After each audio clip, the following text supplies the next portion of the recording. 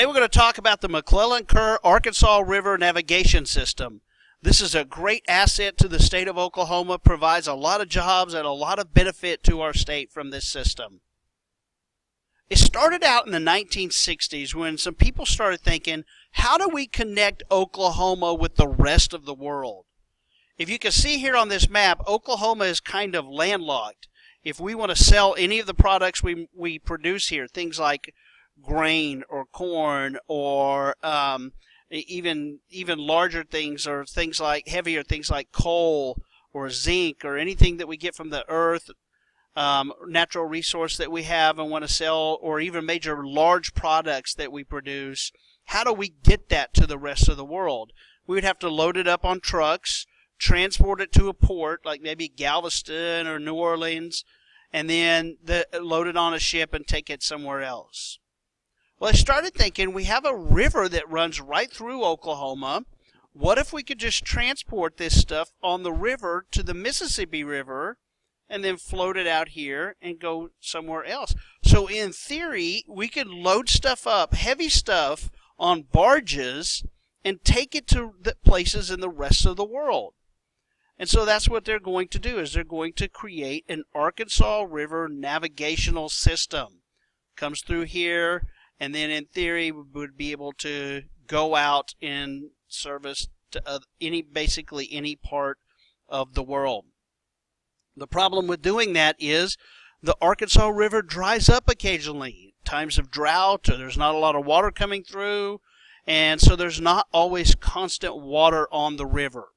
So what the solution to this problem is that we dam up the water at different places, and we create these dams that will pool up the water and can always have an abundant supply of water in the river for barges and boat traffic to go, and for things to go up and down the river. That's the solution. In order to do that, we have to create a series of locks and dams that go all the way from right here in Tulsa, all the way, and stair-step it all the way down to the Mississippi River. 445 miles long. They're going to have to create 18 locks and dams to bring barges, stair-step them down in elevation all the way to the Mississippi. Or coming back, the same thing coming back. And they'll go into a lock, it'll raise it up, and then they'll staircase themselves back to the elevation of what Tulsa is, or wherever they're going. In order to do this, it has to have a certain depth. So the depth of the channel has to be at least 9 feet long, 9 feet deep, or more. A lot of places it's a little bit more. Maybe it's on a lake. It could be real deep in some of those places. The width of the channel has to be 250 feet, at least, between there and 300 feet. And the bridge clearance has to be horizontally 300 feet, and it has to be 52 feet high. If there's a bridge a barge will have to go under a bridge, it needs to at least be 52 vertical feet. Some of those barges that go through there and tugboats that haul them are 4 stories tall. I mean, just enormous boats. So this is how the locks and dams work. You got a boat here. The gates open, it comes in, they open a valve, and the water, they close this valve here, they open these valves, the water flows out and goes in here to this level, it comes out and it reaches this level, the gates will open and the boat will just go right on its way.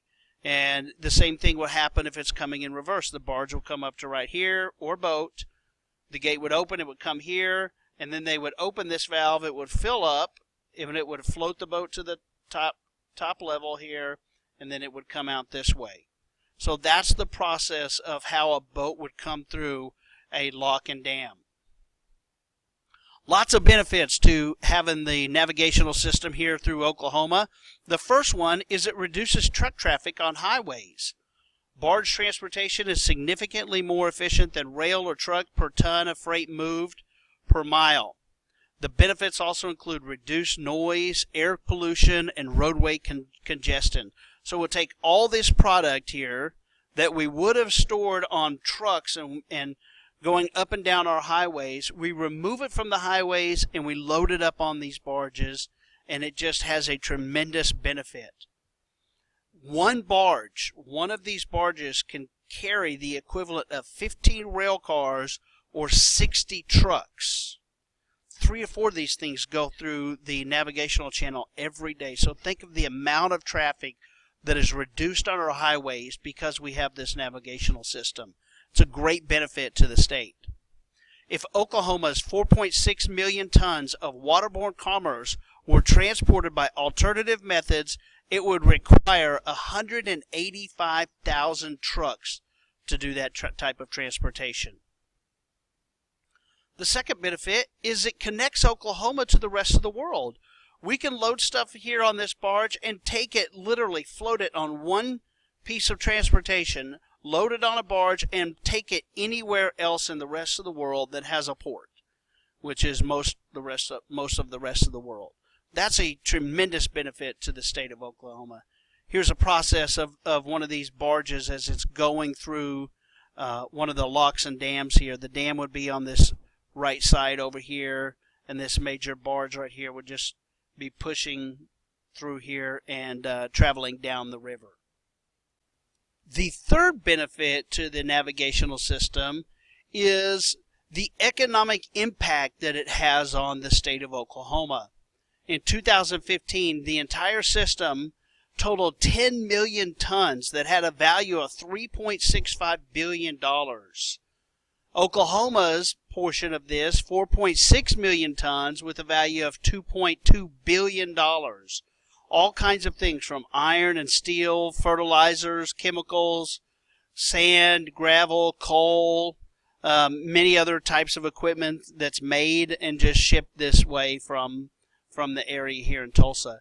It supports around 70,000 jobs in water transportation, and in total 800,000 jobs of industries that are dependent on barge-oriented commodities.